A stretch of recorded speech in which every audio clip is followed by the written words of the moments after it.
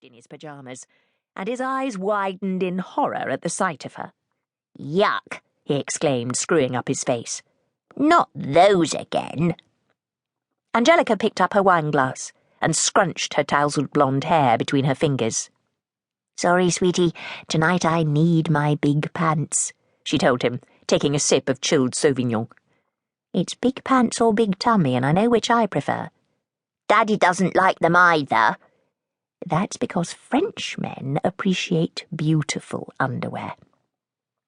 She thought of the drawer of exquisite Calvin Klein lingerie she never opened, preferring to wear simple cotton underwear from Marks & Spencer, and felt sad that after 2 children and a decade of marriage she had given up trying to be sexy. She slipped on her black Prada dress. "Better?" she asked, striking a pose and smiling at him coquettishly. "Phew!" he sighed melodramatically. She crouched down to kiss him. "You smell nice," he added. "That's better. Remember, if you want to be popular with the girls, only ever tell them they look beautiful. Good training for a wife someday." "I'm never going to marry anyone." He put his arms around her and rested his head on her shoulder. "Oh, you'll change your mind when you're bigger." "No, I won't. I want to be with you forever."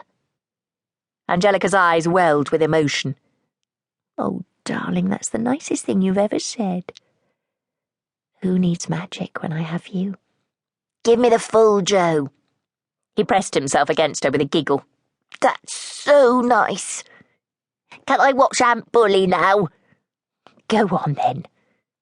She watched him grab the television control and climb into her bed. He shouted for his sister to join him, and Angelica heard 6-year-old Isabel hurry across the landing. She turned back to the mirror and wiped away a smudge of mascara. That boy is going to break hearts one day, she thought. She stood back and appraised herself. Not bad, thanks to the Spanx. She actually looked quite slim. On a wave of enthusiasm, she hurried into the custom-made dressing room and reached for a vintage black belt with a pretty gold buckle in the shape of a butterfly she had found in the Portobello market. Back in front of the mirror, she put it on, slipped into open-toed black stilettos, and admired the transformation. Joe and Isabel chattered on the bed, their voices erupting into the uninhibited laughter exclusive to small children. The door opened, and Olivier strode in, with the insouciance of a man used to being the dominant power in the house.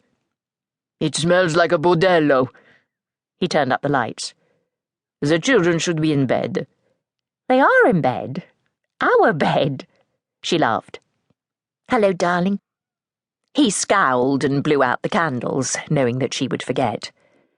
"I see you've got a glass of wine. I could do with a drink myself." "Bad day." Olivier took off his tie. "It's a difficult time. The mood in the city is very depressed." He went into the dressing room and slipped his jacket onto a hanger. "Did you pick up my dry cleaning? I want to wear my Gucci jacket tonight." Angelica flushed. "I forgot. Sorry." "Merde.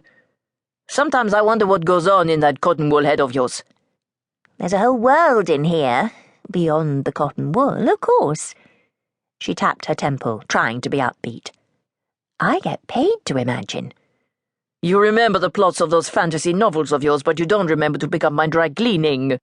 You still haven't collected my trousers from the tailor, and I asked you weeks ago. If you had my job, we'd be broke." "Which is why I don't have your job." "Look, I'm sorry." "Don't apologize. I'm obviously not a priority." "Darling, don't be angry, please. We're going out to dinner. It'll be fun.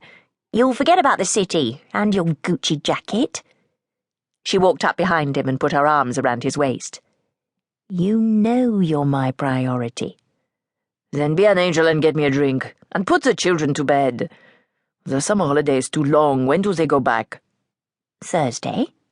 He sniffed irritably. "Not a moment too soon." He stepped out of his trousers and hung them up carefully. Olivier was meticulously tidy. "I'm going to take a shower." "So, how do I look?" Olivier glanced at her as he removed the gold-crested cufflinks from his shirt. "Why the belt?" "Fashion, darling." Why would you want to emphasize the widest part of you? Angelica stared in astonishment.